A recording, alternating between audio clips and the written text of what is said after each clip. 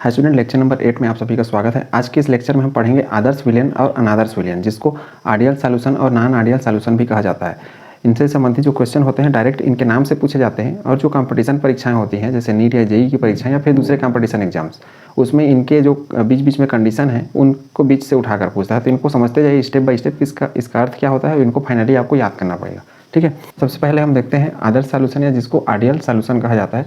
आदर्श solution हम उस solution को कहेंगे या उस विलयन को कहेंगे जो राउल्ट के नियम का पालन करते हैं। इसके पहले हमने लेक्चर 7 में राउल्ट के नियम के बारे में डिटेल में पढ़ा हुआ है। आप वहाँ से राउल्ट का नियम पढ़ सकते हैं कि उसके क्या कंडीशन होते हैं।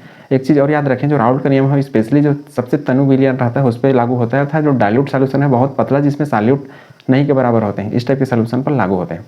ठीक, तो जो राउल्ट के नियम का पालन करते हैं उसको हम बोलते हैं आदर्श विलयन। और कब पालन करते हैं? सांद्रता और ताप पर, अर्थात कोई भी कंसंट्रेशन रहे और कोई भी टेम्परेचर रहे उस पर। अर्थात हम अलग अलग जब विलयन बनाएंगे तो कोई विलयन किसी निश्चित ताप पर क्या होगा, आदर्श विलयन की तरह काम करेगा। तो उसी को हम बोल रहे हैं सभी सांद्रता और सभी ताप पर।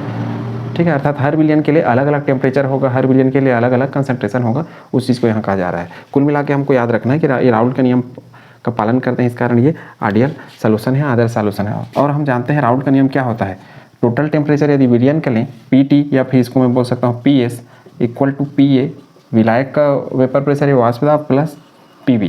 क्योंकि हमने राउल्ट के नियम में लास्ट टाइम पढ़ा था जो हमारा विलेय है अर्थात सॉल्यूट है, और जो विलायक है अर्थात सॉल्वेंट है, वो दोनों हमारा क्या है, वोलेटाइल नेचर का है, वाष्पशील अवस्था है, अर्थात वाष्पशील नेचर वाले हैं। तो उस हिसाब से ये हमारा हो गया कि इसका राउल्ट का नियम। और यहाँ मैं जो पीए है इसको देखूँ तो ये बनता है पीए 0 और ये XA। इसी तरीके से जो पीबी रहता है वो बनता है पीबी 0 और XB। इस तरीके से मैं क्या बोल सकता हूँ कि जो आदर्श विलयन है वो राउल्ट के चूँकि नियम का पालन कर रहा है अर्थात उसके ग्राफ का पालन करेगा। अब इसका ग्राफ यदि हम देखें राउल्ट का, तो इसका ग्राफ कुछ इस तरीके से होता है। एक तरफ हम क्या लेते थे, इन्हीं को हम ग्राफ के रूप में प्लॉट कर रहे हैं। और ग्राफ प्लॉट कैसे करना है कंडीशन में समझा चुका हूँ पहले भी राउल्ट के नियम में, उस वहाँ से आपको देख के आराम से सीख सकते हैं। एक तरफ हम ले रहे थे x इक्वल टू 0 और एक तरफ हम ले रहे थे XA इक्वल टू 1। हमने अर्थात 0 से स्टार्ट करके 1 पे ख़त्म किया है। 1 पे इसलिए ख़त्म किया क्योंकि जो मोल प्रभाज है XA प्लस XB इनका योग ही 1 होता है। यदि मैं मान लो इसमें XA को 0 पुट अप कर दूँ, इस वाले में इसको 0 रखूँ तो XB का मान क्या हो जाएगा 1। बस उसी से हम XA का मान 0 रखूँ उसमें, तो XB का मान मैं इस साइड पे फिर 1 रखूँगा। और अब इस साइड पे यदि देखें तो जो XB है, XB का मान यदि मैं 0 रखूँ तो फिर XA का मान क्या हो जाएगा 1। तो सेम वही सी XB का मान 0 इस साइड पे, अर्थात हमारा दो ग्राफ बनता है, एक इस साइड से ग्राफ बन रहा है दूसरा इस साइड से। और ये वाला जो लाइन है वो मोल फ्रैक्शन को दिखाता है, और ये एक्स अक्ष बनता है, ये वाई अक्ष। अब वाई अक्ष इसको भी मैं बोल सकता हूँ, इसको भी बोल सकता हूँ, क्योंकि यहाँ पे दो ग्राफ बनते हैं, एक सॉल्यूट का और दूसरा सॉल्वेंट का, अर्थात विलेय और विलायक दोनों के ग्राफ। अब देखिए XA इक्वल टू 0, मैं इस डाटा को इसमें पुट अप करता हूँ XA इक्वल टू 0, तो PA का मान किसके बराबर हो जाएगा 0 के बराबर, क्योंकि इसको 0 रखूँगा तो पूरा मान क्या हो जाएगा 0। अर्थात ये जो मेरा साइड है इसको मैं बोलूँगा PA, क्यों? क्योंकि मैं इनका तुलना करता हूँ हमेशा y इक्वल टू mx से। इनका ग्राफ बनाना मैं सिखा चुका था पहले भी। ये सरल रेखा समीकरण है, y अर्थात इनके लिए है और mx अर्थात इनके लिए है, इस साइड के लिए। तो इनसे कंपेयर करते हैं तो x अर्थात x अक्ष पे ये आएंगे, y अर्थात ये y अक्ष के लिए। ठीक है, तो ये चूँकि XA का मान इस साइड पे मैं 0 रखा हूँ तो PA का मान 0, अर्थात ये जो मेरा पहला बिंदु रहेगा ये 0 रहेगा, और ये वाला जो बिंदु रहेगा इस साइड के लिए, किसके लिए, इस XA के लिए ये 1 रहेगा। उसी प्रकार इधर से मैं चलूँ तो XB के लिए ये 0 रहेगा और XB के लिए ये वाला साइड 1 रहेगा। ठीक, अब हमने क्या किया, ये समीकरण में ग्राफ बनाते समय सबसे पहले हमने क्या किया, XA का मान 0 रखा है इसलिए PA का मान 0, अर्थात ये जो पूरा साइड है ये यहाँ स्टार्ट हो गया 0 से। अब मैं कर देता हूँ XA का मान इस जगह पे 1, अर्थात XA का मान 1। तो चूंकि 0 था तो इस साइड को मैंने PA माना था, अब XA का मान 1 रखूँगा इसमें, तो ये जो PA माना था अब उसी को मैं इस साइड पे क्या मानूंगा, PA 0 मानूंगा। तो उम्मीद है चीज़ आपने समझ लिया होगा। अब यहाँ से मैं एक ग्राफ बना रहा हूँ ऐसा। अब इस कंडीशन में मैंने क्या किया है कि जो PA है इसके वाष्प दाब को अधिक मान रहा हूँ PB से। हम कम भी मान सकते हैं, ऐसा कोई नियम नहीं है कि इसको हम अधिक ही माने, क्योंकि किसी एक का कम आएगा और किसी एक का अधिक आएगा। अब जरूरी नहीं है वो सॉल्यूट रहे या सॉल्वेंट रहे, क्यों? क्योंकि यहाँ पे जो हमारा ये सॉल्वेंट अर्थात विलायक और विलेय दोनों क्या है, वाष्प अवस्था वाले हैं, अर्थात वाष्प बनाने वाले हैं, वोलेटाइल नेचर के हैं। ठीक है, इस वजह से हम इसको ऐसा भी कर सकते थे, PA का मान कम और PB का मान अधिक। तो इससे क्या होता, इससे ये होता कि अभी मैं PA को अधिक किया हूँ अर्थात इसको ऊपर उठा दिया हूँ, तो जो PB रहेगा इसको मैं इस साइड पर जब बनाऊँगा तो इसकी अपेक्षा नीचे में बनाऊँगा। ठीक है, बस इतना ही फर्क होने वाला है। यदि मैं मान लो PA को छोटा करूँ, PB को बड़ा करूँ, तो जो इस साइड पे PB का ग्राफ बनाऊंगा वो ऊपर उठाना पड़ेगा मेरे को, और PA का ग्राफ छोटा रखना पड़ेगा। ठीक, ग्राफ चाहे किसी को भी बड़ा करो, किसी को भी छोटा करो, आपको सिर्फ पता होना चाहिए किस चीज़ को आप बड़ा बना रहे हैं। यहाँ पे एक जगह लिखना पड़ेगा, माना कि ये हमने बड़ा बनाया है या छोटा रखा है। अर्थात किस केस में आपको करना पड़ेगा, जब राउल्ट का नियम लिखेंगे तो इस जगह पे आपको जरूरत नहीं पड़ेगा इनको बनाने का। अब देखिए इसी तरीके से दूसरा जो ग्राफ हमारा आएगा वो इस साइड से आता है। एक्स बी का मान 0, यहाँ पे 0 रखो तो पी बी का मान क्या हो जाएगा 0, अर्थात ये वाला जो पूरा साइड है ये पी बी का साइड बनेगा। और अब एक्स बी का मान मैं 1 रखूँ इस समीकरण में, तो पी बी का मान पी बी 0 के बराबर हो जाएगा। कहाँ, इस साइड पे। अर्थात यहाँ से जो मेरा ग्राफ आएगा वो इस तरीके से आसपास आएगा थोड़ा सा। इसको चूंकि मैं छोटा मान रखा हूँ यहाँ पे इस ग्राफ में, ये बड़ा और ये इसको मैं छोटा रखा हूँ, अर्थात इनका वाष्प दाब अधिक है, इसका वाष्प दाब कम। इस हिसाब से इधर का जो ग्राफ आएगा इसकी अपेक्षा मैं क्या रखूँगा, छोटा रखूँगा। ठीक है, देखिए इसको ऊपर उठा दिया हूँ, इसको नीचे कर दिया हूँ। यदि मान लो मैं पी बी को बड़ा करता, ये वाला जो पॉइंट है जहाँ पे, इसको हम बोल रहे हैं पी बी 0। अब देखिए ये पी ए को मैं मिटा देता हूँ, क्यों, क्योंकि अब इस जगह इससे क्या होगा, कन्फ्यूजन स्टार्ट हो जाएगा। रहेगा ऐसा ही जो लिखे हैं, गलत नहीं है, लेकिन बुक्स में क्या है इनको बस दिखाता है, इसलिए मैं उसी को बस दिखा रहा हूँ, इनको अब मिटा रहा हूँ।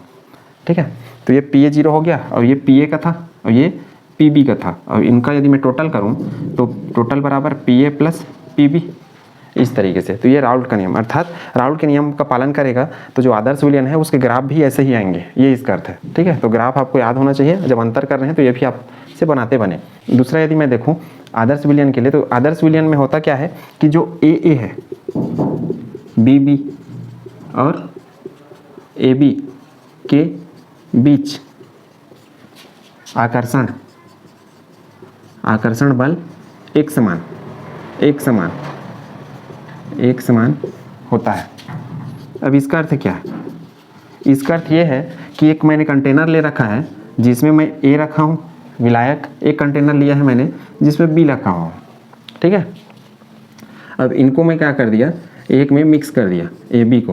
तो ए जब कोई विलायक रखा हूँ तो इसके अणु भी रहेंगे ना, तो एक अणु दूसरे अणु से इस तरीके से जुड़े रहेंगे। बी विलय है तो बी के विलय के अणु भी एक दूसरे से इस तरीके से जुड़ेंगे। और यदि मैं इनका विलयन बना दूँ तो विलयन बनाऊंगा तो ये भी क्या होंगे, इस तरीके से जुड़े रहेंगे। कहने का अर्थ है कि मान लो इन ए और ए के बीच में 1 न्यूटन का बल लगता है, आकर्षण बल, तो उतना ही बल बी और बी के बीच में भी 1 न्यूटन लगेगा। और जब इनको मिला दूंगा तो 1 न्यूटन का आकर्षण बल ए और बी के बीच में भी लगेगा। तो उम्मीद है कॉन्सेप्ट आपने समझ लिया होगा क्या मैं बोलना चाह रहा हूँ।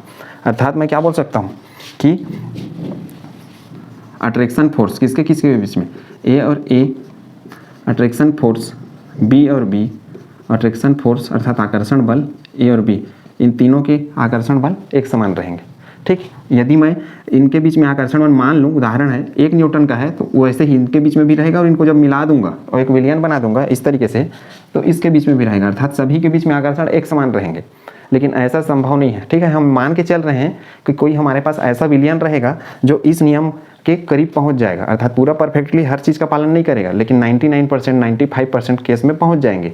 तो वो सारे विलयन को हम बोल देंगे कि वो आदर्श विलयन है। ठीक है, तो उम्मीद है कॉन्सेप्ट आपने समझ लिया होगा। अर्थात इसको तुलना करने के लिए किसी विलयन से कि हम किसको आदर्श विलयन बोलेंगे और कौन सा राउल्ट के नियम का पालन करेगा, इसको एक आधार माना गया है, बेस्ट है, अर्थात रिफरेंस के रूप में माना गया है कि इसके साथ कंपेयर करें और इससे 99%, 96, 97 जो भी परसेंट मिलता है मैक्सिमम प्रॉपर्टीज़ या मैक्सिमम कैरेक्टर, तब हम उसको बोलेंगे आदर्श विलयन या आइडियल सॉल्यूशन। सामान्य इतना जानिए कि सभी के आकर्षण बल क्या होंगे, एक समान रहेंगे, चाहे विलायक और विलायक के बीच में रहे, चाहे विलय और विलय के बीच में, चाहे विलायक और विलय के बीच में। ठीक, क्योंकि हम उनको मिक्स कर रहे हैं इस तरीके से। तो उम्मीद है दोनों पॉइंट आपने समझ लिया होगा। अब देखिए अनादर्श विलयन किसको बोलेंगे, अनादर्श विलयन हम उसको बोलेंगे जो इसके विपरीत रहेगा, अर्थात राउल्ट के नियम का पालन ना करे।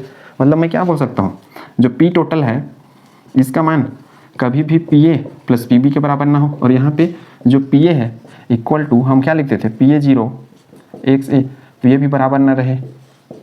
पी बी किसके बराबर था, पी बी 0 एक्स बी, इसको एक्स की जगह काई भी कहा जाता है। ठीक है, काई अर्थात मोल प्रभाज, मोल फ्रैक्शन, तो इसको आप एक्स भी पढ़ सकते हैं इनको, या फिर काई भी पढ़ सकते हैं। ठीक है, तो ये भी इसके बराबर ना रहे, तब हम उसको बोलेंगे अनादर्श विलयन। अर्थात जो राउल्ट के नियम के हिसाब से वाष्प दाब या वेपर प्रेशर आता था उसका पालन ना करें, तो उस टाइप का जो विलयन है उसको हम बोल रहे हैं अनादर्श विलयन। अर्थात इस टाइप का ग्राफ आना चाहिए, लेकिन ऐसा नहीं आता है, तब उसको हम बोलते हैं अनादर्श विलयन।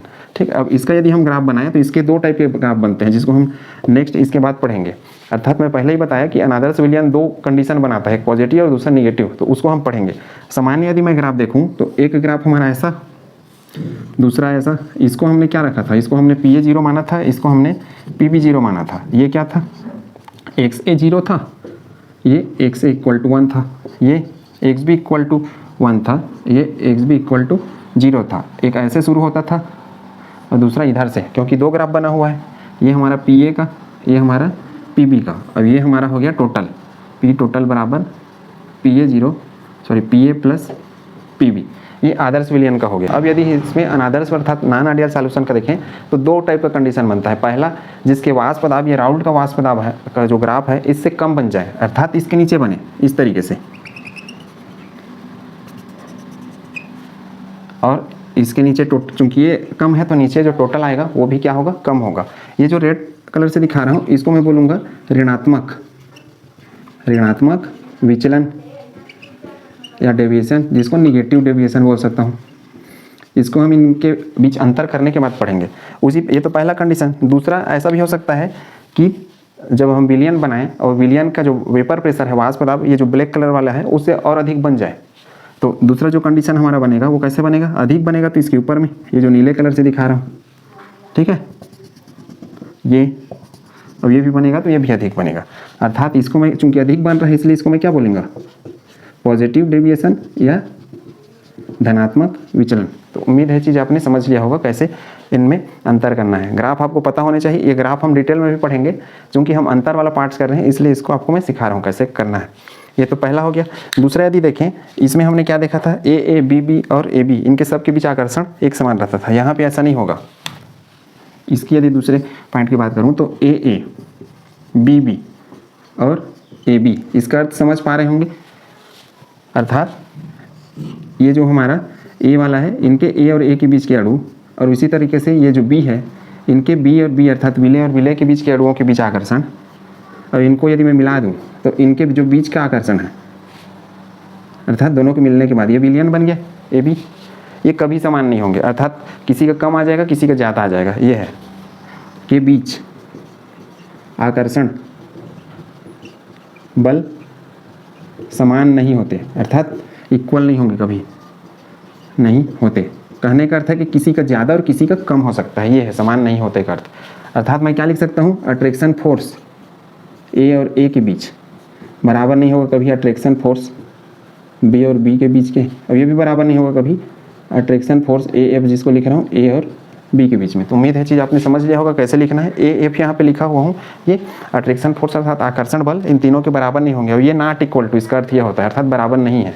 यहाँ पे हमने क्या लिखा था, यहाँ पे हमने लिखा था इसके लिए शर्त बराबर है करके, ठीक, अर्थात सबके 1 न्यूटन 1 न्यूटन 1 न्यूटन। अब यहाँ पे क्या होगा, मान लो इसका 1 न्यूटन है तो इसका भी मान लो 1 न्यूटन है, तो वो उधर अगला आने वाला 2 न्यूटन भी हो जाएगा, कभी 1 न्यूटन से भी कम हो जाएगा, ऐसा है। मतलब कभी इक्वल नहीं होंगे सबके सब जो आकर्षण है अट्रैक्शन फोर्स है वो। तो उम्मीद है कॉन्सेप्ट आपने समझ लिया होगा। और आदर्श विलयन, कोई भी जो विलयन है, और यदि मैं आदर्श विलयन की बात करूं तो परफेक्ट आदर्श विलयन या आइडियल सॉल्यूशन हम नहीं बना सकते। जो भी सॉल्यूशन होते हैं उसको हम इनके जो हमारे कंडीशन हैं या फिर ये जो इसके प्रॉपर्टीज़ हैं इससे हम तुलना करते हैं, और जो भी सॉल्यूशन इसके करीब पहुंच जाते हैं 95-96%, 99%, उसको हम मानते हैं आदर्श विलयन। परफेक्टली कोई यदि बोलते हैं विलयन के सारे कंडीशन को पालन करे तो वो नहीं करेगा सारे कंडीशन को पालन। तो इसको नोट करिए पहले, आदर्श और अनादर्श विलयन के दोनों पॉइंट को, फिर नेक्स्ट इसका पॉइंट हम पढ़ते हैं। हम अगला देख रहे हैं कि आइडियल और नॉन आइडियल सॉल्यूशन में क्या अंतर है। देखिए थर्ड है कि विलयन या मिश्रण के बनने पर एंथैल्पी परिवर्तन नहीं होता। एंथैल्पी जो होता है इसको हम डेल एच से दिखाते हैं। ये थर्मोडायनामिक्स अर्थात ऊष्मागतिकी का एक हिस्सा होता है। इसके द्वारा किसी भी सिस्टम या किसी भी जो हमारा कंपाउंड है उसकी आंतरिक ऊर्जा, इंटरनल एनर्जी को डिफाइन किया जाता है, बताया जाता है। अब इसका अर्थ है क्या है, मिश्रण के बनने या फिर विलयन के बनने पर एंथैल्पी परिवर्तन नहीं होता। कहने का अर्थ है कि मैं मान लो ए विलायक लिया और बी विलय लिया, अब इस समय ए बी बन गया हमारा विलयन, ठीक है। ये चूंकि ए विलय और दूसरा, चूंकि ए विलायक और बी क्या है, विलय है, दोनों को मिक्स करने के बाद विलयन बन रहे हैं, अर्थात हम मिक्स कर रहे हैं, इसलिए जो इसका एंथैल्पी है, एंथैल्पी परिवर्तन ये हमेशा जीरो रहेगा। जीरो का अर्थ है कि स्थिर रहेगा, फिक्स रहेगा। अर्थात मान लो ऊर्जा शुरू से आखिरी तक 20 निकलती है तो 20 ही निकलती रहेगी, ना तो कम होगा ना तो ज़्यादा होगा, ठीक है। इसका अर्थ ये है कि जब अभिक्रिया होते रहेगा ए और बी के बीच में, तो ऊर्जा मान लो 10 किलो कैलोरी निकल रही है, तो निकलने के समय 10 किलो कैलोरी शुरू से आखिरी तक निकलते रहेगी। और यदि ऊष्मा या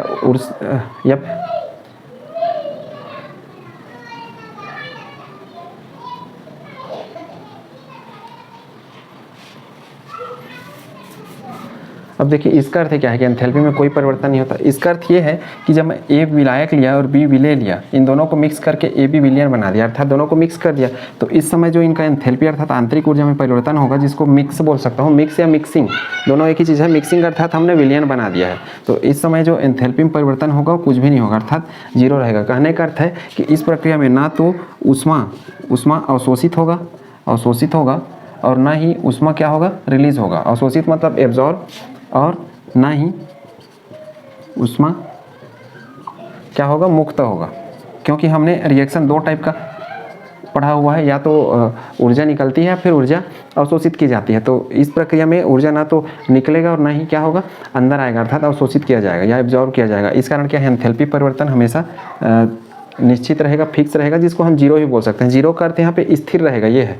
अर्थात शुरू में जितनी ऊर्जा रहेगी, मान लो 10 किलो कैलोरी है इनकी, तो शुरू से आखिरी तक को 10 किलो कैलोरी ही ऊर्जा रहेगा, ये है इसका अर्थ। अर्थात ये ना तो बाहर से ऊर्जा लेगा, ना ही अंदर से ऊर्जा बाहर छोड़ेगा। मतलब जीरो का अर्थ ये नहीं कि इनकी ऊर्जा जीरो हो जाएगी। जीरो का अर्थ है कि मान लो ये इसकी ऊर्जा 10 किलो कैलोरी है, तो शुरू से आखिरी तक सभी की ऊर्जा 10 किलो कैलोरी बनी रहेगी, ना तो उसमें कम होगा ऊर्जा, ना तो ज़्यादा होगा। इस हिसाब से मैं बोल सकता हूँ कि ऊर्जा ना तो अवशोषित करेगा और ना ही मुक्त करेगा। लेकिन इसके केस में नहीं होगा। इसके केस में जब हम मिश्रण कर देंगे दो चीज़ों का, अर्थात एक विलायक और दूसरा विलेय का, और इधर यदि मिश्रण करके मैं जो विलयन बनाऊंगा, विलयन को हम यहाँ पे मिश्रण भी बोल सकते हैं, मिक्सिंग भी बोल सकते हैं, ठीक है।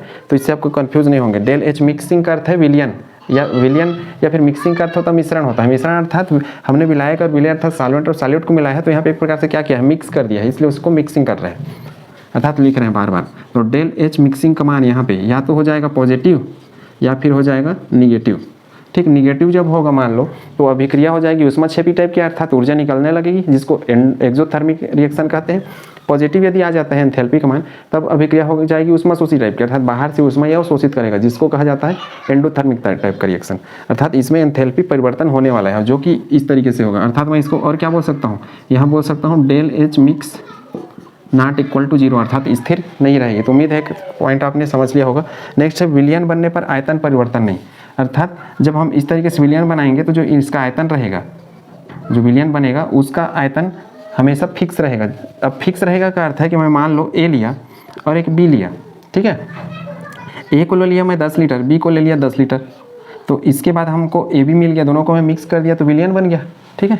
अब विलयन बन गया तो 10 और 10 कितना होता है, 20 लीटर। तो ये है इसका अर्थ। अर्थात जो हमको आयतन मिलेगा वो इन दोनों का टोटल मिलेगा। अब जीरो का अर्थ है जीरो मिलेगा, ये नहीं है। तो इस लाइन को आप बिल्कुल अच्छे से समझें कि जो आयतन है इनका हमेशा फिक्स रहेगा, अर्थात जितने हम इधर लिए रहेंगे विलेय और विलायक, उतना ही हमको मिलने वाला है टोटल। अर्थात इनका आयतन ना तो घटेगा ना तो बढ़ेगा। ठीक, तो उम्मीद करता हूँ कॉन्सेप्ट आपने समझ लिया होगा। लेकिन यहाँ पे ऐसा नहीं होगा। यहाँ पे जैसे ए और बी लिया, तो यहाँ पे दो तरीके से हो सकता है, दो तरीके से। अर्थात ए बी जब बन जाएगा तो इस केस में जो आयतन है वो आयतन या तो बढ़ सकता है या फिर घट सकता है। अर्थात मैं क्या बोल सकता हूँ, डेल बी मिक्सिंग कभी भी स्थिर नहीं रहेगा, इस तरीके से। ठीक, तो उम्मीद है कॉन्सेप्ट आपने समझ लिया होगा। अब देखिए ये वाले टेबल पे मैं प्लस या माइनस बता रहा हूँ हर बार, या तो बढ़ेगा या तो घटेगा। वैसी जो वाष्प दाब या वेपर प्रेशर था उसको भी मैं बोल रहा था कि वहाँ पे कभी स्थिर नहीं रहेगा, फिक्स नहीं रहेगा। अर्थात ये वाला जो पूरा पोर्शन है अनादर्श विलयन, ये राउल्ट के नियम का कभी पालन नहीं करेगा। उसके ग्राफ के जैसा इनका ग्राफ कभी नहीं आएगा, या तो घट जाएगा या तो बढ़ जाएगा, जिसको हमने शुरू के पॉइंट में पढ़ा हुआ था ग्राफ के माध्यम से, जिसको ग्रीन और ब्लू कलर से मैं दिखा रहा था। ठीक है, तो यहाँ पे देखिए ये बढ़ गया, ये घट गया। अर्थात जितना हम लिए रहेंगे, जैसे मान लो 10 लिया और इसको भी 10 लिया, तो ये 20 नहीं मिलेगा, या तो मेरे को 20 से अधिक मिल जाएगा या फिर मेरे को 20 लीटर से कम मिल जाएगा। ये इसका अर्थ है। ठीक है, तो उम्मीद है कॉन्सेप्ट आपने समझ लिया होगा। यहाँ पे जितना ले रहे हैं उतना ही हमको मिलेगा, कुछ कम या कुछ ज़्यादा नहीं होगा। अर्थात कुछ भी वाष्प के रूप में नहीं उड़ने वाला है। यहाँ पे जितना लिए रहेंगे उतना हमको नहीं मिलेगा कभी भी, इसीलिए यहाँ पे पॉजिटिव या निगेटिव। पॉजिटिव का अर्थ बढ़ना है आयतन, अर्थात 10-10-20 के बजाय वो 22 हो जाएगा, या फिर 18 या 17 हो जाएगा, या फिर 19 हो जाएगा। मतलब 20 लीटर मेरे को कभी नहीं मिलेगा इनका टोटल, इस केस में। किसमें, नॉन आइडियल सॉल्यूशन में। अब इनके एग्जाम्पल, इनके एग्जाम्पल इंपॉर्टेंट है, पेपर में पूछे जाते हैं। आइडियल सॉल्यूशन के एग्जाम्पल पहचानना बहुत सरल है, एक ही जैसे मिलते जुलते नाम होते हैं। देखिए बेंजीन और टॉलुइन, यदि इनका स्ट्रक्चर बनाऊं तो बेंजीन का स्ट्रक्चर ऐसे होता है और टॉलुइन जो होता है इसका स्ट्रक्चर ऐसे होता है, जिसको हम ऑर्गेनिक केमिस्ट्री में भी पढ़ेंगे। देखिए एक जैसे है लगभग, ये बस एक्स्ट्रा है। हेक्सेन और हेप्टेन दोनों एल्केन समूह के हैं। इस हेक्सेन मतलब 6 कार्बन वाला, हेप्टेन मतलब 7 कार्बन, नाम एक ही जैसे दिख रहे हैं। C2H5Br ये देखिए कॉमन है, अर्थात एक जैसे रहेंगे मैक्सिमम चीज़। यहाँ पे देखिए Cl4 मतलब मैक्सिमम चीज़ें एक जैसे दिखने वाले रहेंगी और सब इसके कैटेगरी में चले जाएंगे आदर्श या आइडियल सॉल्यूशन में। तो उम्मीद है कैसे याद करना है आप समझ गए होंगे। ठीक, ये याद रखें। इसका उदाहरण हम जब इसमें दो कंडीशन पढ़ेंगे, देखिए पॉजिटिव और निगेटिव वाला, क्योंकि इसमें धनात्मक और ऋणात्मक विचलन होता है। ये पेपर में चूंकि आदर्श और अनादर्श विलयन अलग अलग पूछेगा यदि डेफिनेशन के रूप में, तो सारे पॉइंट को जोड़ देंगे। ठीक है, अंतर पूछेगा तो इस टाइप से अंतर कर लेंगे। अब अनादर्श विलयन जो होता है इसके दो केस बनते हैं, एक धनात्मक और दूसरा ऋणात्मक। धनात्मक अर्थात जिसका जो वेपर प्रेशर रहेगा या वाष्प दाब रहेगा, जो विलयन बनेगा अनादर्श टाइप का, उसका वाष्प दाब जो राउल्ट के ग्राफ में वाष्प दाब बनता था उससे अधिक आएगा, उसको धनात्मक बोलेंगे, और कम आएगा उसको ऋणात्मक। तो उम्मीद है सारे कॉन्सेप्ट आपने समझ लिए होंगे। इसमें एग्जाम्पल देखिए H2O और एथिल एल्कोहल, एक मेथिल एल्कोहल इसकी जगह। ठीक है, CCl4 CHCl3, ये अलग अलग एग्जाम्पल है, लेकिन ये कुछ एक सरल है, इस वजह से मैं इनको लिख रखा हूँ। तो उम्मीद है कंसेप्ट आपने समझ लिया होगा। इसके ढेर सारे एग्जाम्पल है, इसी में कन्फ्यूजन होता है, ये वाले में आपको कन्फ्यूजन नहीं होगा, एक ही जैसे मिलता जुलता दिखेगा। ठीक है, तो इनके एग्जाम्पल हम याद करेंगे, कैसे याद करना है मैं सिखाऊंगा। इनको नोट करिए, फिर हम इस अनादर्श विलयन अर्थात नॉन आइडियल सॉल्यूशन के जो दो केस होते हैं, अर्थात एक में वाष्प दाब अधिक मिलता है, दूसरे में वाष्प दाब कम मिलता है, उस कंडीशन को पढ़ेंगे। क्योंकि अनादर्श विलयन ये राउल्ट के नियम, चूंकि अनादर्श विलयन राउल्ट के नियम का पालन नहीं करता, तो इसीलिए नहीं करता क्योंकि एक कंडीशन में वाष्प दाब अधिक बनता है राउल्ट के नियम से, जो वाष्प दाब रहता है उसकी अपेक्षा, और दूसरे में वाष्प दाब कम बनता है, वो भी राउल्ट का जो वाष्प दाब बनता था उससे, अर्थात जो राउल्ट के में ग्राफ पढ़े थे उससे या तो कम बनेगा ग्राफ वाला, या फिर दूसरा जो ग्राफ रहेगा उसमें अधिक बनेगा। और ग्राफ में कम या अधिक का अर्थ है कि वाष्प दाब का कम या अधिक होना। ठीक, इनको नोट करिए जल्दी से, फिर अनादर्श विलयन के दोनों केसेस पढ़ते हैं। अभी हमने पढ़ा आदर्श अनादर्श विलयन। अब अनादर्श विलयन था वो दो टाइप का होता था, जो कि आदर्श विलयन जैसे नहीं रहता था, अर्थात जो राउल्ट के नियम का पालन नहीं करते थे। पहला है धनात्मक विचलन वाले अनादर्श विलयन, और दूसरा है ऋणात्मक विचलन वाले अनादर्श विलयन। अब धनात्मक विचलन या डेविएशन किससे, विचलन मतलब होता है भटक जाना।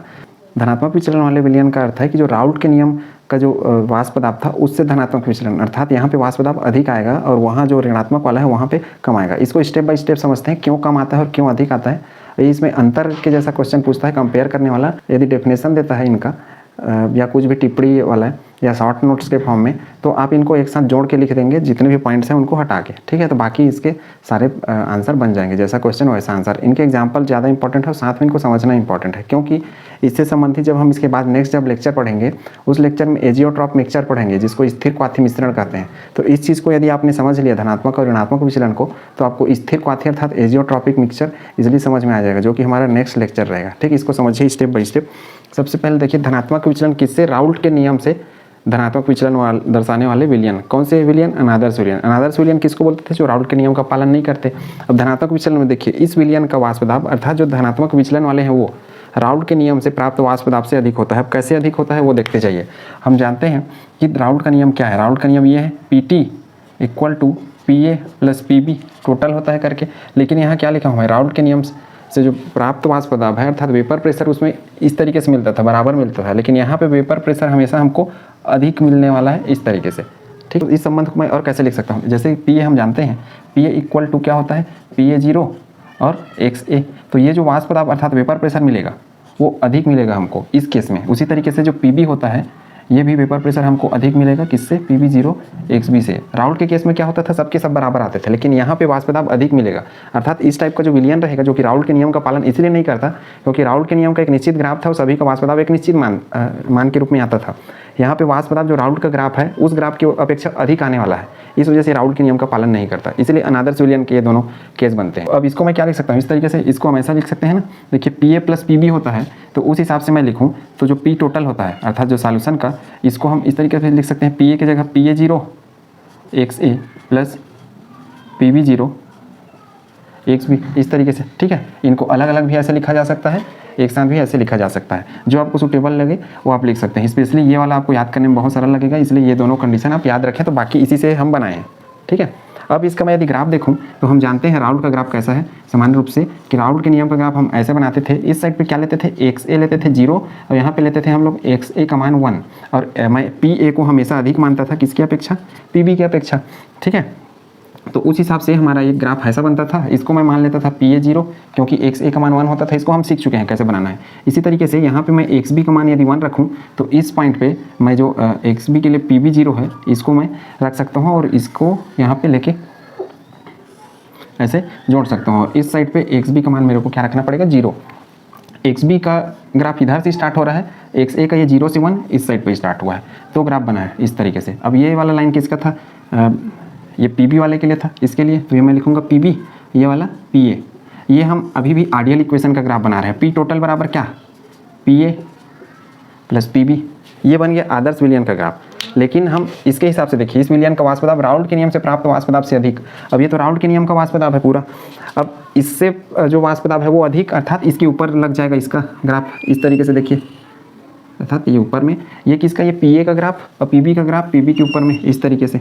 अर्थात आपको धनात्मक विचलन जिसको पॉजिटिव डेविएशन कहते हैं राउल्ट के लॉ से, उसका ग्राफ आप बनाएंगे तो राउल्ट वाला ग्राफ के ऊपर ही बनाना है। अर्थात 2 कलर का आपको पेन उपयोग करना पड़ेगा, नीला और काला, और आपको बताना पड़ेगा कौन सा पॉजिटिव को दिखा रहा है, ठीक है। और यदि सिंगल बनाएंगे तो कभी पता नहीं चलेगा कौन सा पॉजिटिव कौन सा निगेटिव, ठीक है। और इसका ग्राफ इसके ऊपर में, अर्थात इसका जो टोटल आएगा प्रेशर वो राउल्ट का जो आना चाहिए यहाँ पे आना चाहिए, लेकिन अब ऊपर आना स्टार्ट हो रहा है। तो ये जो रेड कलर का दिखा रहा हूँ ना, ये धनात्मक विचलन को दिखा रहा है। धनात्मक विचलन किससे, राउल्ट का जो वाष्प दाब का ग्राफ था उससे। ये राउल्ट का वाष्प दाब का ग्राफ है, नीला कलर वाला और रेड कलर वाला धनात्मक विचलन, अर्थात जिसको हम पॉजिटिव डेविएशन बोल रहे हैं। अब ये ऐसा क्यों होता है इसको समझते हैं।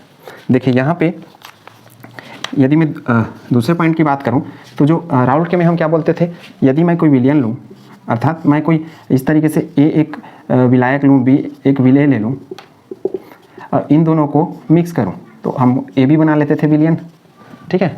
तो जो ए बनता था, अर्थात ए और ए के बीच में आकर्षण, बी और बी के बीच में आकर्षण और ए और बी के बीच में आकर्षण। तो इस केस में क्या होता है, ए और ए के बीच में आकर्षण तो ठीक रहता है, ए और ए के बीच में और बी के बीच में आकर्षण यहाँ अच्छा रहता है, मजबूत रहता है। लेकिन इनसे जो बनता है ए बी, इनके बीच आकर्षण कम हो जाता है। आकर्षण कम मतलब ये दोनों मजबूत वाले थे, इनके बीच में बॉन्ड बहुत अच्छा तगड़ा बना हुआ था खुद के बीच में। लेकिन जब इसको हमने मिला दिया तो जो नया हमको विलयन बना सॉल्यूशन, इसका आकर्षण अर्थात इनका अट्रैक्शन फोर्स इनके बीच में कमजोर हो गया।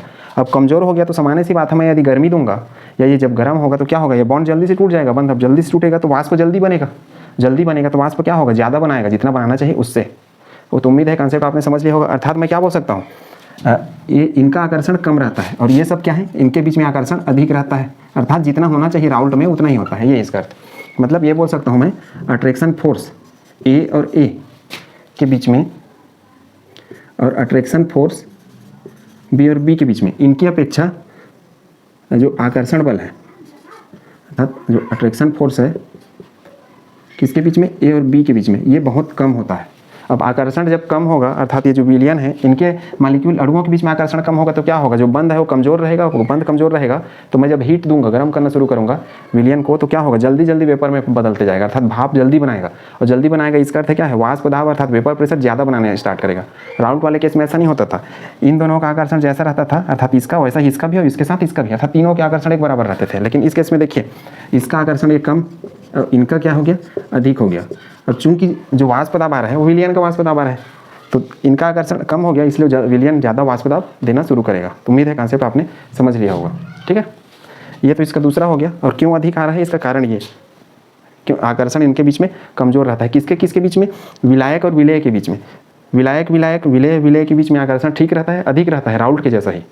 लेकिन इनके बीच में आकर्षण जब इनको मिक्स कर देते हैं तो क्या हो जाता है, कम हो जाता है, कमजोर हो जाता है। अब इसमें देखिए, इस विलयन का वाष्प दाब राउल्ट के नियम से प्राप्त वाष्प दाब से कम होता है।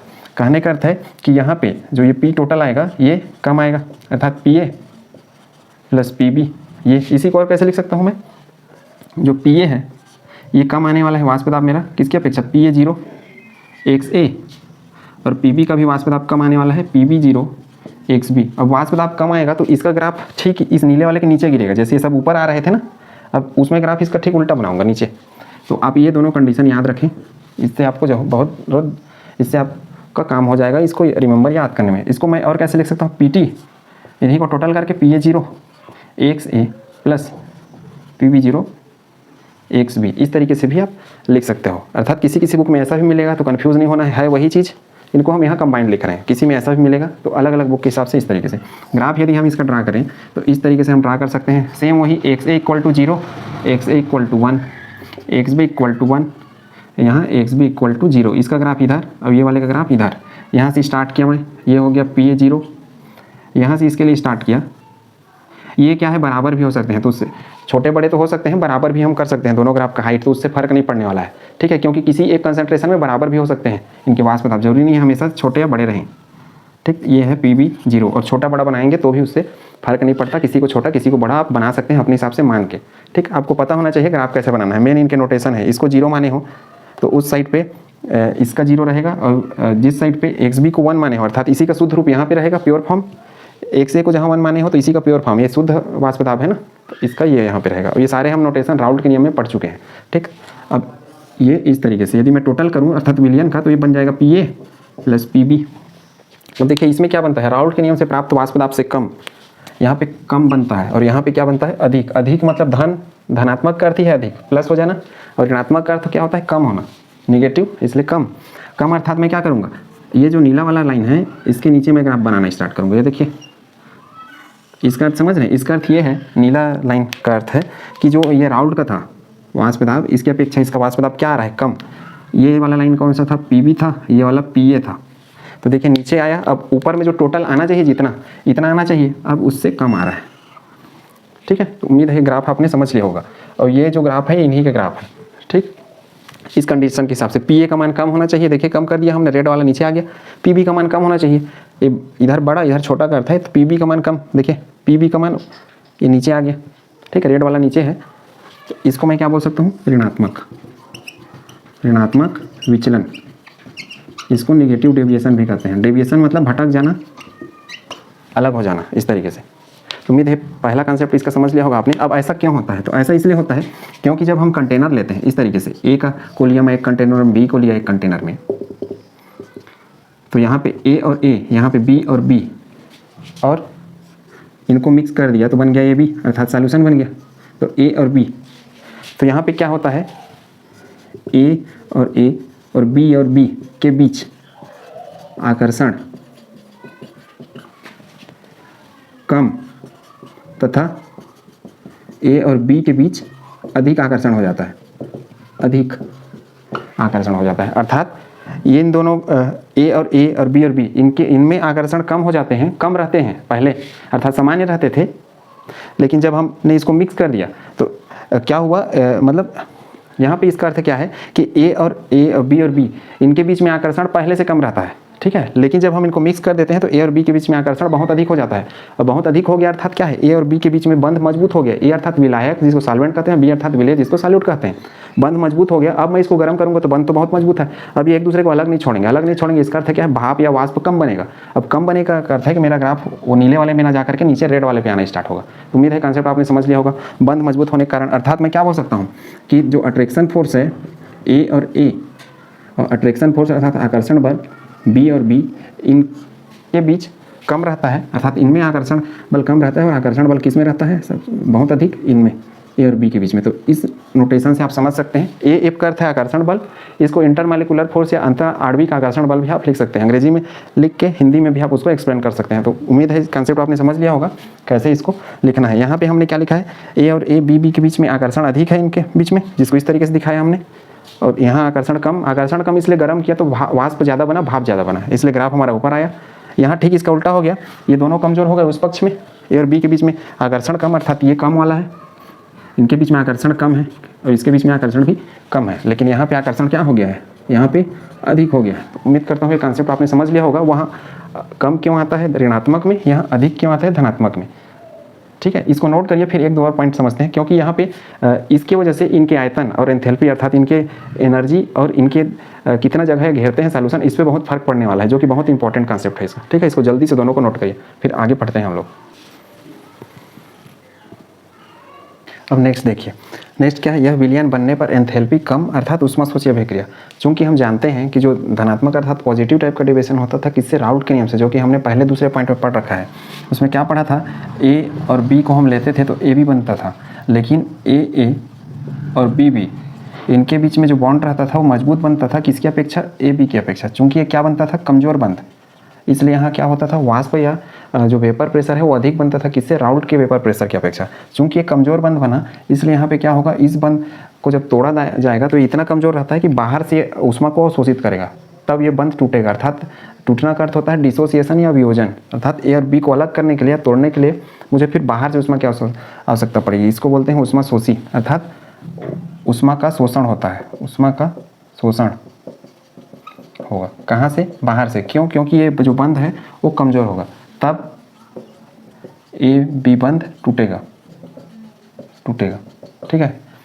इसके केस में देखिए विलयन बनने पर, अर्थात ए बी को मिलाने पर, इस तरीके से ए और बी विलायक और विलय को मिलाएं यदि, और चूंकि दोनों सबके सब तरह अवस्था वाले हैं तो इससे ए बी बनेगा। और लेकिन हम जानते हैं कि यहाँ पे ए और बी इनके बीच का जो बंध रहता था ये क्या होता था? एक कमज़ोर होता था। लेकिन जब इनको मिक्स कर देते थे तो जो कंपाउंड मिलता था उसका बंध क्या होता था? मजबूत, अर्थात स्ट्रॉन्ग बंध। और ये क्या सब रहते थे? कमज़ोर।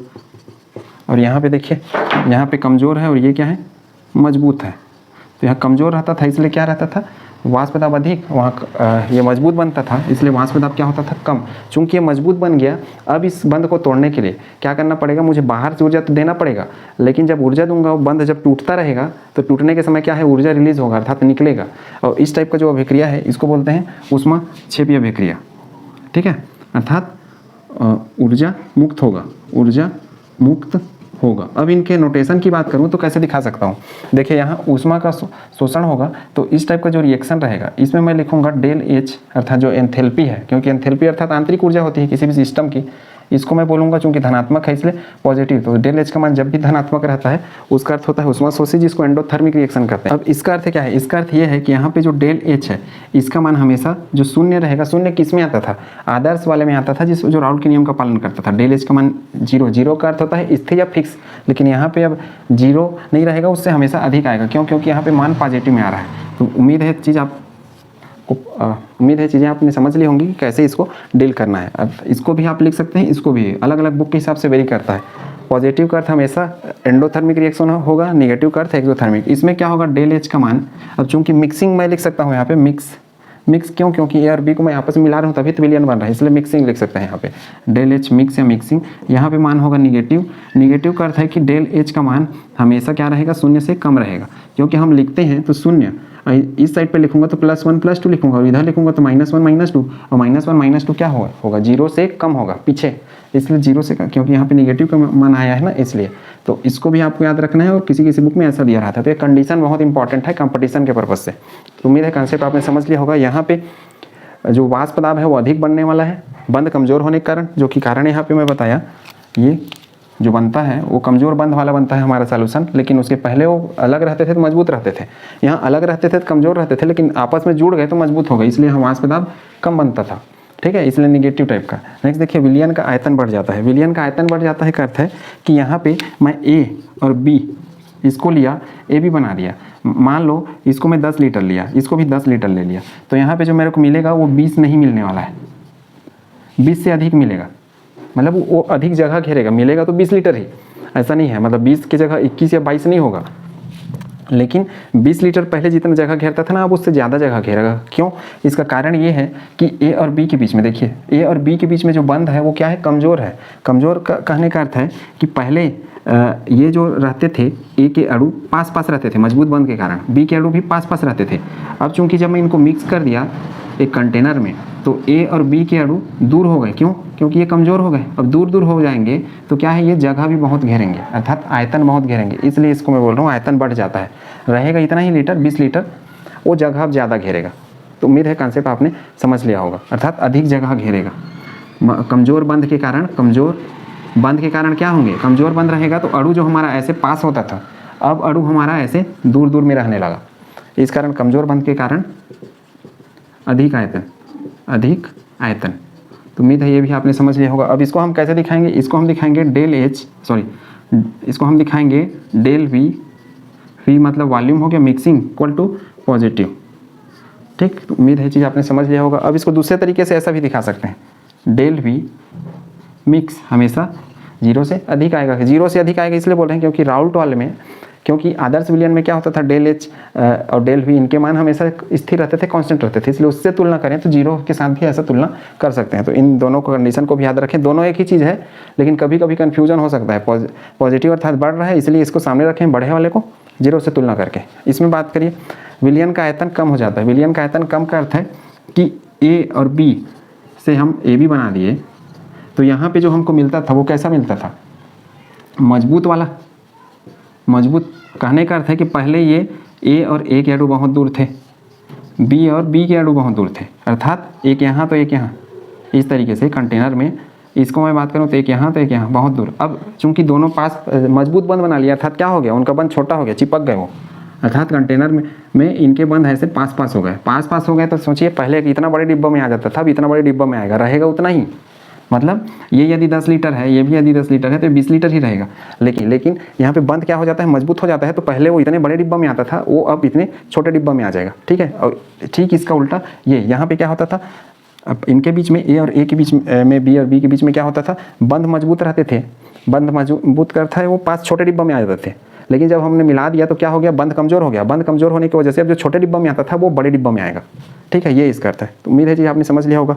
अर्थात यहाँ दूर हो गए और यहाँ पे क्या हो गए, पास, इसलिए कम आयतन। अर्थात पहले क्या होता था, पहले दूर दूर रहते थे ऐसे, अब वो इतने छोटे में आ जाएंगे मजबूत बंद के कारण। यहाँ पे ठीक इसका उल्टा, पहले पास थे, अब बंद ढीला हो गया तो अब क्या हो जाएंगे, दूर हो जाएंगे, बड़े डिब्बा में आएंगे, रहेंगे उतना ही। मान लो ये 20 लीटर में थे, ये भी 20 लीटर में रहेंगे, लेकिन अब जगह ज़्यादा घेरेंगे, ये इसका अर्थ है, ठीक है। तो उम्मीद है कॉन्सेप्ट आपने समझ लिया होगा। ये छोटा बंद और ये देखिए ये दूर में है, अर्थात इनके बीच में बंद बहुत है, लेकिन उसको कर दिया तो पास हो गए। उम्मीद करता हूँ कॉन्सेप्ट आपने समझ लिया होगा। इनका एग्जाम्पल देखिए, एग्जाम्पल लगभग सिमिलर लिया हूँ। इसमें देखिए मैक्सिमम CCl4 वाले जितने एग्जाम्पल हैं क्लोरोफॉर्म वाले, वो सब पॉजिटिव में आएंगे। इस तरीके से आप पहचान पाएंगे। उदाहरण आपका जो रिटर्न वाला पेपर है बोर्ड परीक्षा, उसके हिसाब से 1 या 2 इस टाइप से सामान्य एक जैसे दिखने वाले एग्जाम्पल याद कर लें, वो पर्याप्त रहेगा।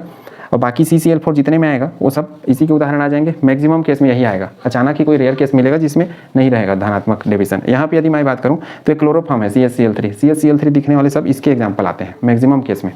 अब ऐसा नहीं कि हर केस में आएगा, मैक्सिमम केस में उसी के उदाहरण आते हैं। तो यहाँ से भी कोई सरल वाला एग्जाम्पल याद कर लें, ठीक है।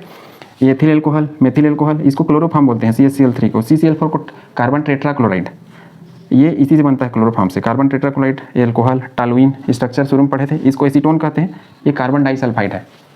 क्लोरोफॉर्म, एसीटोन, बाकी तो जानते ही हैं, हाइड्रोक्लोरिक एसिड, नाइट्रिक एसिड। अब ये है बेंजीन अपना, इसको बोलते हैं डाईएथिल ईथर। ये क्लोरोफॉर्म, ये भी क्लोरोफॉर्म।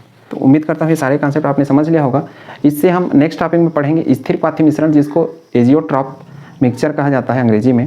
अब वो इसी से सेम कनेक्ट है ऋणात्मक और धनात्मक विचलन से। तो इसको आप अच्छा से अंडरस्टैंड कर लें और ताकि इसके बाद वाला कॉन्सेप्ट आपको समझने में मदद मिले। यदि आप उसको डायरेक्ट पढ़ते हैं स्थिर पाथी मिश्रण या एजियोट्रॉप को, तो आपको समझ में नहीं आएगा बिना इसको समझे। इसमें हमने अभी तक क्या देखा है, हमने ये देखा है कि जो बंद होता है बॉन्ड, वो सीधा वाष्प दाब के उल्टे होता है।